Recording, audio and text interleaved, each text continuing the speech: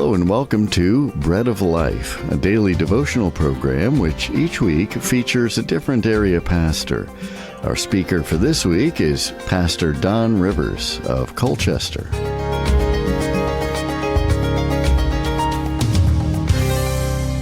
Welcome back. Last time we learned that as we live, we need to look at things differently. We read the words describe that the life we should live is holy and sacrificial, where in Romans 12, live a life set apart, different, a life that puts the consideration of others above our own. The writer reminds us that we are accountable to God. This life he talks about must be acceptable to God. With this understanding of who we should live for comes the concept of whose example should we follow. We tend to follow the example of others. We may choose someone who is popular or maybe somebody who is in leadership. We may choose someone who we want to follow in our career path. There are many reasons we choose to let someone else's choices guide our lives.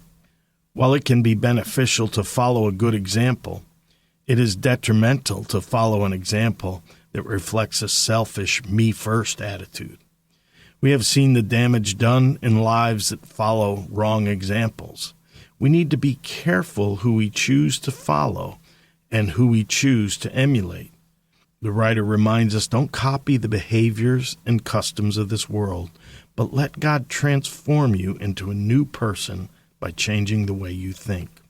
It seems obvious that if we desire to live for God, He should be the one that is teaching us how to think.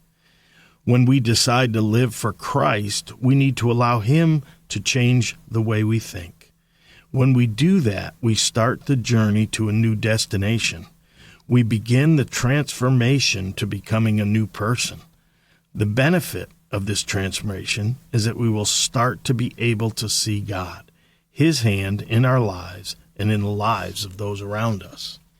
It is no surprise to us that there are different views of the events that happen around us. When something happens, there are many different opinions of what went on. It always amazes me when someone proclaims that they know exactly what happened and is ready to place blame on the offending parties. The reality is, we don't know the whole story. What we see is filtered through our understanding. There isn't one of us who knows everything, in spite of the fact that some think they do. There is always more to the story than meets the eye. Where do we get the patience to wait until we understand the situation? That comes from God. Let God transform you into a new person by changing the way you think. I am reminded of some of the character traits of God and how they indicate we should take the high road in all situations. What is the high road? Galatians 5:22 and following reminds us patience, kindness, goodness, faithfulness, gentleness, and self-control. Not our first thoughts, are they? Especially in the heat of the moment. Sometimes it isn't even a pressure-packed situation and we have trouble processing a response that doesn't tear down those around us. We are taught in God's Word to value life above all things, yet we tear the lives of others apart when things don't go our way.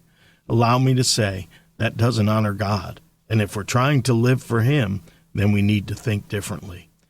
God is the only one who can help us do that. He is the only one who can transform us. He desires to show us the best way to live, the most satisfying and fulfilling way to live. He won't force us, though.